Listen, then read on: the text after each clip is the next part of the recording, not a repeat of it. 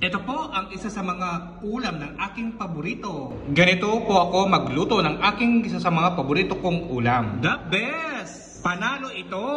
Super yummy and tasty! And it's amazing taste. Paano ko ba ito niluto? Halip po kayo, sabay-sabay natin panoorin itong aking ginawang video. Our ulam for today, whole chicken for about 1 kg. Nakahiwa at linis na ang manok. Ready na itong timplahan. Ito pa ang mga ibang ingredients na gagamitin natin sa pagluluto ng ating pananghalian. Unahin natin ng kamatis. Dapat hinog ang gagamitin natin dito. Manok. Lagyan natin siya ng toyo. Kayo na pong bahala magtimpla sa toyo ninyo kung gaano ba karami ito. Lagyan natin ito ng maraming bawang. Ating isunod ang paminta. Isunod ang bay leaves. Pababango to sa ating niluluto. Pakuluin natin ito for about 5 minutes.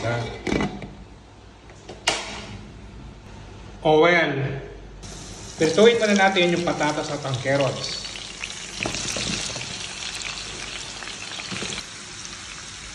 Half cook lang ang ating pagkapirito nito. Pakuluin pa natin ng mga ilang minuto. Tinikman ko ito, ayos ang lasa. Panalo yung kamatis. Ilang minuto pa itong ating pinipirito. Okay na itong patatas at ang carrots. Hinango at i-rest natin muna sila. Okay na itong ating pinapakulo. At hangungin ko muna to, i-rest natin. Hinango ko muna yung ating manok para di ako mahirapan maggisa. Pero ito gagamitin natin to Dito na ako magkikisa kung saan tayo nagprito ng patatas at carrots. Bawang. Lutuin natin ito hanggang maging golden brown.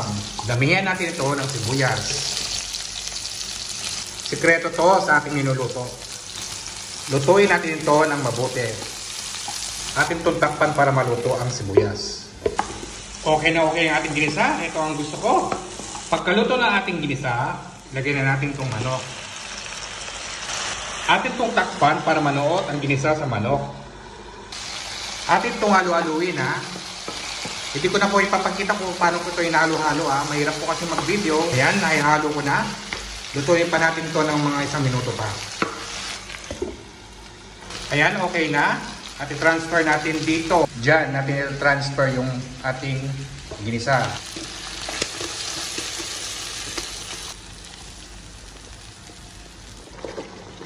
Na-transfer ko na siya. Ilalagay na natin yung pinili itong patatas at carrots.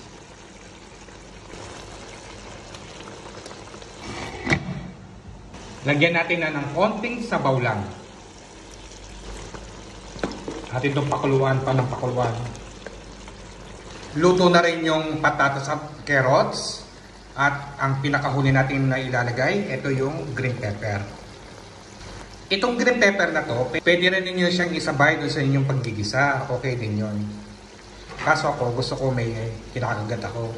Si nanay, gano'n ang ginagawa niya pag nagluluto siya ng ganito.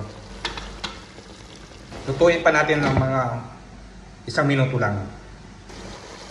Luto na ang ating ulam. Wow, ang bango niya. Nakakagutom. Ready na po itong iserve. Kita, ang dali lang lutuin, di ba? Nagluto po ako ng asadong manok. Ito po ang isa sa mga paborito ng mga kakampangan na katulad ko. Kapag po ito ay inyong sinubukan at tinikman, hindi po ako mapapahiya sa inyo. Saluhan po ninyo kung kumain para sa ating pananghalian ko for today. Si Nikki ng aking kaibigan, nagbigay siya ng paksiw na isda. Wow, sobrang itong manyaman din. Nakakagutom na talaga. At sana po nagustuhan po ninyo ang ginawa kong vlog. Thank you for watching. Follow me more. And see ya. Ingat po kayo parati. At enjoy lang. Bye!